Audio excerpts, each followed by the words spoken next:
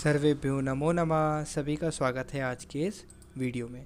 आज हम BA part second examination 2024 के लिए पॉलिटिकल साइंस के पेपर नंबर 1 विश्व के संविधानों का तुलनात्मक अध्ययन comparative study of world constitution पर चर्चा करेंगे। जैसा कि आपको पता है, इसमें 3 इकाइयाँ हैं, जिसमें से हमने इकाई नंबर 1 तुलनात्मक राजनीति को कंप्लीट करा है। आज हम चर्चा करेंगे इकाई नंबर 2 सरकार की संरचना कि इस टॉपिक से कौन कौन से इम्पोर्टेंट क्वेश्चन आने वाले हैं। अगर आप इस वीडियो को पूरा देखते हैं तो आप यहाँ से बहुत कुछ सीख कर जाएंगे और एग्ज़ाम के लिए आपकी बहुत अच्छी तैयारी हो पाएगी। बात करें इकाई नंबर 2 सरकार की संरचना की, तो इसमें ये निम्नलिखित टॉपिक हैं जिनको हमारे को करना है और हमारे सिलेबस में जुड़े हुए हैं। ये देखने में कठिन लग रहे होंगे, मैं इसे आपको बात समझाता हूँ। अपने टॉपिक है, इकाई का नाम है सरकार की संरचना। तो सरकार की संरचना हमारे को समझनी, यानी स्ट्रक्चर ऑफ गवर्नमेंट समझना है कि किस तरीके की सरकारें विभिन्न देशों में पाई जाती हैं। तो हमारे सिलेबस में कुल 5 देश हैं जिनकी सरकारों को हमारे को समझना है। एक है यूके, यूएसए, फ्रांस यानी और स्विट्ज़रलैंड और चाइना, ये 5 देश हैं। सरकार की संरचना की अगर बात करें तो यूके की अगर हम देखें तो यूके में 3 प्रकार के सरकार के अंग हैं: विधायिका, कार्यपालिका, न्यायपालिका, लेजिस्लेचर, एग्जीक्यूटिव और जुडिशरी। लगभग हर देश में इसी प्रकार के होता है। एक होती है विधायिका जो कि कानून बनाती है, एक होती है कार्यपालिका जो कि उस कानून को लागू करती है, और एक होती है न्यायपालिका जो उस कानून को नहीं मानता है, उस पर नहीं चलता है, तो उसको दंड देने का कार्य एक संस्था करती है जिसका नाम है न्यायपालिका। इसी तरीके से यूएसए में भी है, इसी तरीके से फ्रांस में भी है, इसी तरह स्विट्ज़रलैंड में भी, और इसी तरह से चाइना में भी है। बशर्त यह है कि हर एक देश में कुछ ना कुछ विभिन्नताएं पाई जाती हैं, हर एक देश में कुछ ना कुछ अलग पाया जाता है, तो उस हिसाब से हम बात समझेंगे। और यहाँ पर आपके लिए मैंने यहाँ लिख रखा है कि विधायिका का काम क्या होता है, कानून बनाना, कार्यपालिका का कानून को लागू करना, और न्यायपालिका का होता है जो उस कानून को नहीं मानते हैं उनको दंड देना। ये है कार्य। आज हम इस पूरी वीडियो के अंदर यूके की सरकार की संरचना को समझेंगे। अगर आज आपने ये पूरा वीडियो देख लिया तो आप ब्रिटेन जो है, यूनाइटेड किंगडम जो है, इसकी पूरी सरकार की संरचना को आप कर सकते हैं। और इससे अति लघुत्तरात्मक प्रश्न में पूछा जाता है, लघुत्तरात्मक भी आता है और निबंधात्मक भी आता है। तो इन तीनों ही प्रकार के प्रश्नों को आपकी तैयारी हो जाएगी। चलिए बात करते हैं ब्रिटेन में सरकार की संरचना की। तो थोड़ा सा बहुत जान लीजिए ब्रिटेन के बारे में कि ब्रिटेन क्या है। तो ब्रिटेन में वर्तमान में जो सम्राट हैं वो चार्ल्स तृतीय हैं। जैसे हमारे भारत में राष्ट्रपति का दर्जा होता है, उसी तरीके से ब्रिटेन में राष्ट्रपति को सम्राट के नाम से जाना जाता है। वर्तमान में भारत की राष्ट्रपति हैं द्रौपदी मुर्मू जी, और ब्रिटेन में वर्तमान में सम्राट हैं चार्ल्स तृतीय। वर्तमान में प्रधानमंत्री हैं ऋषि सुनक जो कि कंजर्वेटिव पार्टी के हैं। भारत के संदर्भ में वर्तमान प्रधानमंत्री कौन है, नरेंद्र मोदी जी, और जो कि भाजपा पार्टी के हैं। बिल्कुल सेम इसी तरीके से ब्रिटेन में भी है। राजधानी है इंग्लैंड ब्रिटेन की। सरकार का प्रकार इसमें है संसदीय लोकतंत्र। जैसे हमारे यहाँ लोकतंत्र चलता है, वहाँ संसदीय लोकतंत्र चलता है। संसदीय लोकतंत्र का मतलब ये है कि संसदीय लोकतंत्र या पार्लियामेंट्री गवर्नमेंट का मतलब ये है कि एक प्रकार की सरकार है। अलग अलग प्रकार की सरकारें होती हैं, उसमें से ये एक प्रकार की सरकार है। इसमें कार्यपालिका विधायिका के प्रति उत्तरदायी होती है। जो कार्यपालिका होती है, सरकार का दूसरा अंग होता है कार्यपालिका, वो विधायिका के प्रति उत्तरदायी होती है, मतलब जवाबदेही होती है। जो भी काम कर रही है कार्यपालिका, उसको विधायिका को उसको जवाब देना होगा अगर कुछ गलत हो गया या कुछ भी। तो कार्यपालिका और विधायिका में घनिष्ठ संबंध पाया जाता है, ये आप समझिए। संसदीय लोकतंत्र के अंदर स्वतंत्र नहीं होते ये। इसमें लोग सरकार चुनते हैं, जो लोग होते हैं वो सरकार चुनते हैं। राज्य के 2 प्रधान होते हैं, यानी राज्य के 2 अधिकारी होंगे, राज्य के 2 प्रधान होंगे। वो होते हैं, एक तो वास्तविक प्रधान जो कि प्रधानमंत्री होता है, जिसके पास वास्तव में शक्ति का उपयोग कर सकता है जो, और दूसरा होता है औपचारिक प्रधान जिसे हम राष्ट्रपति कहते हैं। और ब्रिटेन के केस में हम इसे सम्राट के नाम से जानते हैं। तो ये संसदीय लोकतंत्र होता है। एक होता है संविधान का प्रकार। ब्रिटेन में विकसित, अलिखित व लचीला संविधान पाया जाता है। मैंने आपको पिछले वीडियो में विकसित, अलिखित और लचीला इन सभी के बारे में डिटेल से पढ़ा रखा है। अगर आप वो वीडियो देखेंगे तो आपको ये सब कुछ समझ में आएगा। बात करते हैं ब्रिटेन में सरकार के अंगों की, ऑर्गन ऑफ गवर्नमेंट। तो मैंने कहा हर एक देश में जो सरकार के अंग होते हैं वो 3 प्रकार के ही होते हैं। एक होती है विधायिका, एक होती है कार्यपालिका और एक होती है न्यायपालिका। बात करें ब्रिटेन की, तो ब्रिटेन में विधायिका को संसद के नाम से जाना जाता है। ब्रिटेन के जो लोग हैं विधायिका को संसद के नाम से जानते हैं, पार्लियामेंट के नाम से। कार्यपालिका का कुछ नहीं है, कार्यपालिका को ऐसे ही रखा गया है। और न्यायपालिका को न्यायिक व्यवस्था यानी जुडिशियल सिस्टम के नाम से जाना जाता है। आज हम सरकार के संरचना में विधायिका, कार्यपालिका और न्यायपालिका को ही डिटेल से पढ़ेंगे कि विधायिका का क्या कार्य होता है और विधायिका क्या है। शुरुआत करते हैं विधायिका की। तो ब्रिटेन की संसद, अब हम इसको विधायिका नहीं बोलेंगे, ब्रिटेन की विधायिका नहीं बोलेंगे, ब्रिटेन की संसद कहेंगे, पार्लियामेंट ऑफ ब्रिटेन। तो ब्रिटेन की जो संसद है वो 3 चीज़ों से मिलकर बनती है, 3 तत्वों से मिलकर बनती है। पहला है सम्राट, किंग। दूसरा है लोक सदन, हाउस ऑफ कॉमन। तीसरा है लॉर्ड सभा, हाउस ऑफ लॉर्ड। जिस तरीके से भारत के अंदर जो व्यवस्थापिका होती है 3 भागों से मिलकर बनती है, राष्ट्रपति, लोकसभा और राज्यसभा, उसी तरीके से ब्रिटेन की संसद भी 3 चीज़ों से मिलकर बनती है, सम्राट, लोक सदन और लॉर्ड सभा। क्योंकि हमारा जो संविधान है वो ब्रिटेन से प्रेरित है। ब्रिटेन के कई तत्व जोड़े गए हैं भारत के संविधान में। भारत तो थोड़ा आपको सिमिलर देखने को मिलेगा। सबसे पहले जानते हैं सम्राट के बारे में। ब्रिटेन का सम्राट राज्य का मुखिया होता है। यह एक औपचारिक भूमिका है और सम्राट के पास बहुत कम राजनीतिक शक्ति होती है। कहने को यह है कि अगर आपसे पूछेंगे ब्रिटेन का राजा कौन है, तो ब्रिटेन का राजा या सम्राट होता है। मतलब ब्रिटेन का जो मुख्य अधिकारी होता है वो कौन है, सम्राट होता है। लेकिन इसके पास बहुत कम राजनीतिक शक्तियाँ होती हैं। सम्राट की कुछ मुख्य जिम्मेदारियाँ जैसे दे रखी हैं यहाँ पर: नए प्रधानमंत्री को नियुक्त करना, नए संसद सदस्यों को नियुक्त करना, कानूनों को मंजूरी देना, देश का प्रतिनिधित्व करना, राज्य के महत्वपूर्ण कार्यों में भाग लेना। और ब्रिटेन का सम्राट ब्रिटेन के लोगों द्वारा बहुत सम्मानित होता है और देश का एक महत्वपूर्ण प्रतीक होता है। यह आपको थोड़ी बहुत जानकारी रखनी है। दूसरा आता है लोक सदन, house of common. House of Commons यानी कि लोक सदन यूनाइटेड किंगडम की संसद का निचला सदन है, निम्न सदन है, लोअर हाउस है। यह वेस्टमिंस्टर पैलेस में स्थित है, वेस्टमिंस्टर पैलेस में स्थित है। हाउस ऑफ कॉमन्स में 650 सदस्य होते हैं। कितने सदस्य होते हैं? 650 सदस्य होते हैं।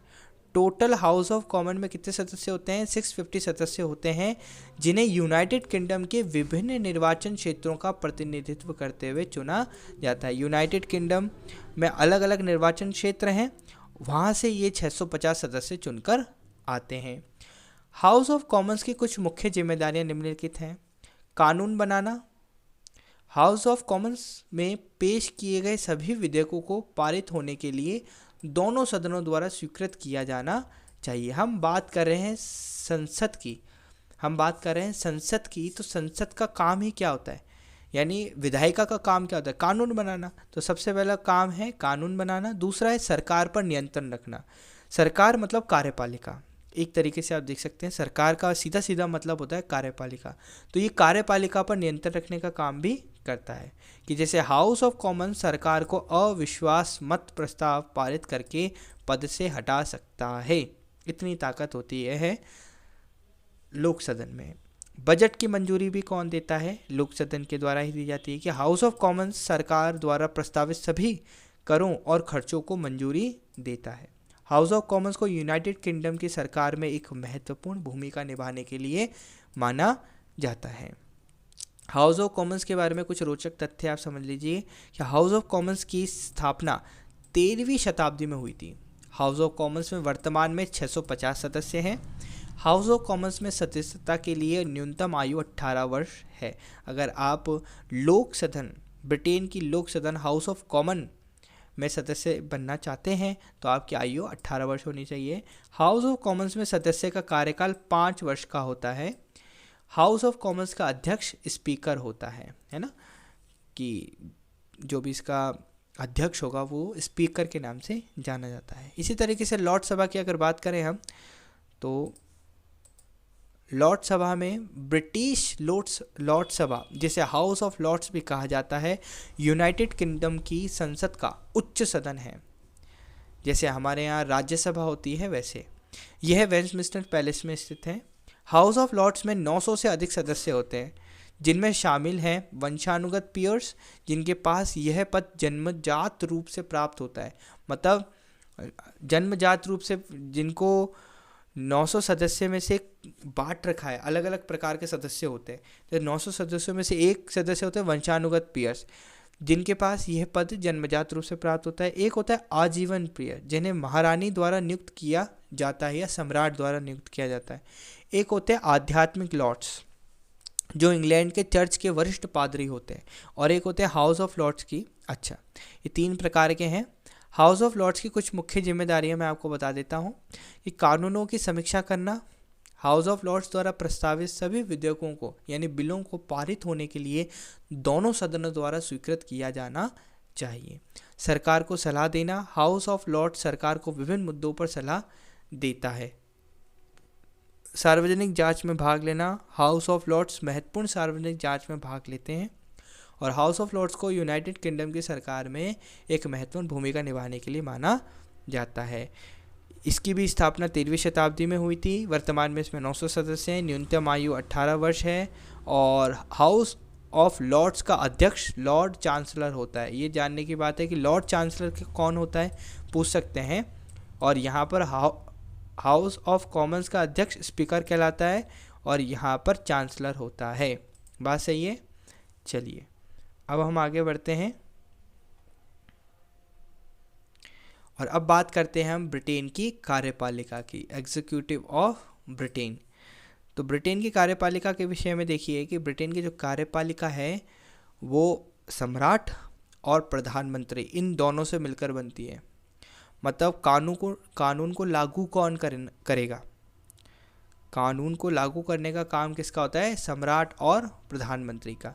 तो मैंने कहा ब्रिटेन के अंदर संसदीय शासन प्रणाली है ना। तो संसदीय शासन प्रणाली में कार्यपालिका या देश के 2 प्रधान होते हैं। एक होता है औपचारिक प्रधान, एक होता है वास्तविक प्रधान। औपचारिक प्रधान ब्रिटेन में सम्राट है, किंग है, और प्रधानमंत्री प्राइम मिनिस्टर है। तो हम सम्राट के विषय में तो पढ़कर आ चुके हैं कि सम्राट कौन है, क्या है। अब हम जानते हैं प्रधानमंत्री के बारे में और इसके मंत्रिमंडल के बारे में। देखिए, प्रधानमंत्री और इसका मंत्रिमंडल ही पूरे ब्रिटेन को चलाने का काम करता है। आप इसको समझिए, अगर जो ब्रिटेन है पूरा का पूरा, ये जो देश है ब्रिटेन देश, अगर ये चलेगा तो केवल और केवल प्रधानमंत्री और मंत्रिमंडल के ही हिसाब से चलेगा। ठीक है, तो प्रधानमंत्री के विषय में जान लीजिए, इसकी प्रधानमंत्री की शक्तियां एवं कार्य। बहुत बार प्रधानमंत्री की शक्तियां एवं कार्य के बारे में पूछ लिया जाता है। तो ब्रिटिश प्रधानमंत्री मंत्रिमंडल का निर्माता व संहारकर्ता दोनों है, यानी वो इसको बना भी सकता है और इसको ध्वस्त भी कर सकता है, विनाश भी कर सकता है। वह शासन के विभिन्न विभागों में समन्वय स्थापित करता है और विभिन्न विभागों को आवश्यक आदेश निर्देश देता है। वह विदेशी मामलों का संचालन करता है। वह लोक सदन का नेता भी होता है। जो लोक सदन है हाउस ऑफ कॉमन्स, उसका नेता भी होता है। वह मंत्रिमंडल और सम्राट की बीच की कड़ी का काम करता है। मंत्रिमंडल और सम्राट इन दोनों के बीच की कड़ी का काम करता है। वित्त प्रवीण नियंत्रण रखता है तथा आपातकालीन स्थिति में अपनी शक्तियों का प्रयोग कर सकता है। इसी तरीके से मंत्रिमंडल से रिलेटेड बहुत महत्वपूर्ण प्रश्न आते हैं कि ब्रिटिश संविधान में मंत्रिमंडल, डायरेक्ट क्वेश्चन पूछा जाता है, संयुक्त मंत्रिमंडल से आप क्या तात्पर्य है, युद्ध मंत्रिमंडल से क्या है, अतरंग मंत्रिमंडल क्या होता है और छाया मंत्रिमंडल क्या होता है। थोड़ा सा इसके बारे में जानते हैं। संयुक्त मंत्रिमंडल। संयुक्त मंत्रिमंडल का निर्माण दो परिस्थितियों में किया जाता है। पहला, जब लोक सदन में किसी भी दल को बहुमत ना मिले, और दूसरा, जब राष्ट्र किसी ऐसे गंभीर संकट से गुजर रहा हो जिसका मुकाबला करने के लिए सभी दलों की साझी सरकार बनाने की आवश्यकता हो। सन 1931 ईस्वी में विश्वव्यापी आर्थिक मंदी और 1940-45 ईस्वी में द्वितीय विश्व युद्ध के संकट के कारण संयुक्त मंत्रिमंडल की स्थापना की गई थी। युद्ध मंत्रिमंडल की बात करें तो युद्ध के दौरान शासन की सर्वोच्च नीति को शीघ्रतापूर्वक तय करने तथा उसे पूरी शक्ति के साथ लागू करने की जरूरत होती है, और इस कार्य को पूरी दक्षता के साथ करने में सामान्य मंत्रिमंडल कठिनाइयों का अनुभव करता है। इस स्थिति में प्रधानमंत्री अपने संपूर्ण मंत्रिमंडल की एक विशिष्ट समिति के रूप में युद्ध मंत्रिमंडल की स्थापना करता है। प्रथम व द्वितीय विश्व नयना में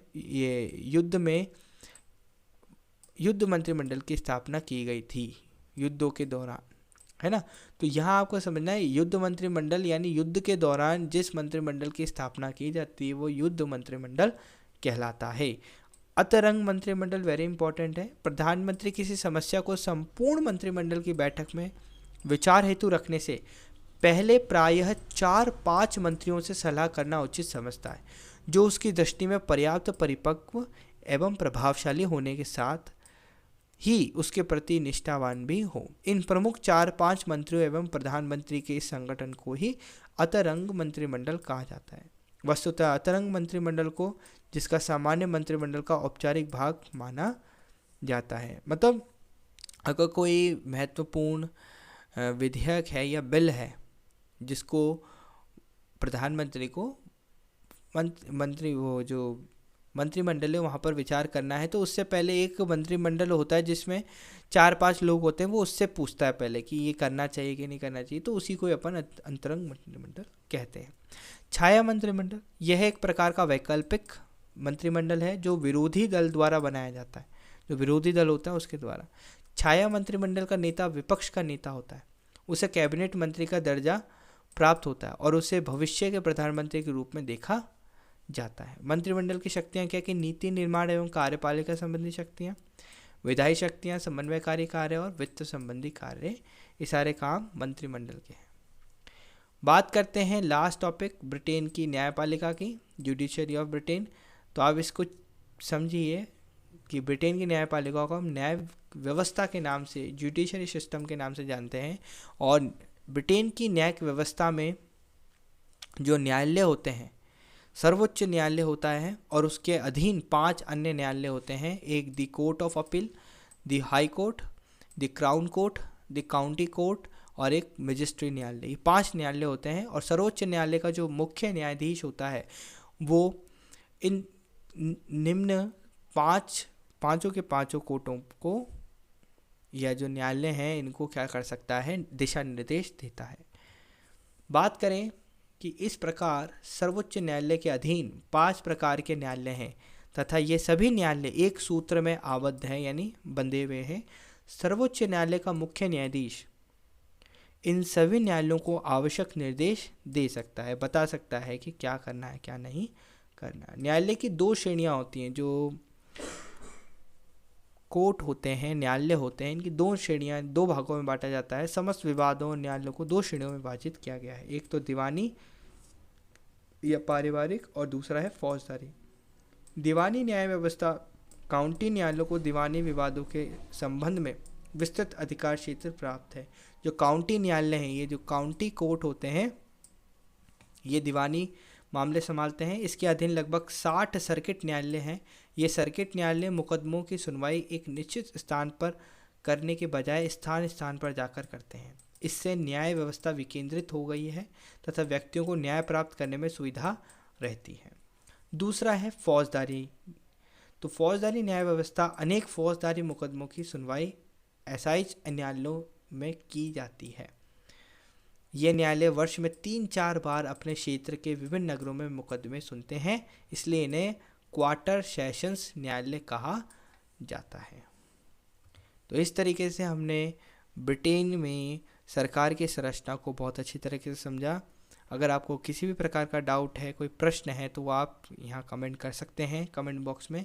और वीडियो अच्छी लगी हो तो वीडियो को लाइक ज़रूर करना है, सब्सक्राइब ज़रूर करना है, और इसके जो इम्पोर्टेंट क्वेश्चन हैं वो आने वाली वीडियो में आएंगे, आगे जितने भी वीडियो आएंगी तो वो सब आपको मिल जाए, तो इसके लिए आपको चैनल को सब्सक्राइब करना ही होगा। तो आज की वीडियो में इतना ही। धन्यवाद। God bless you.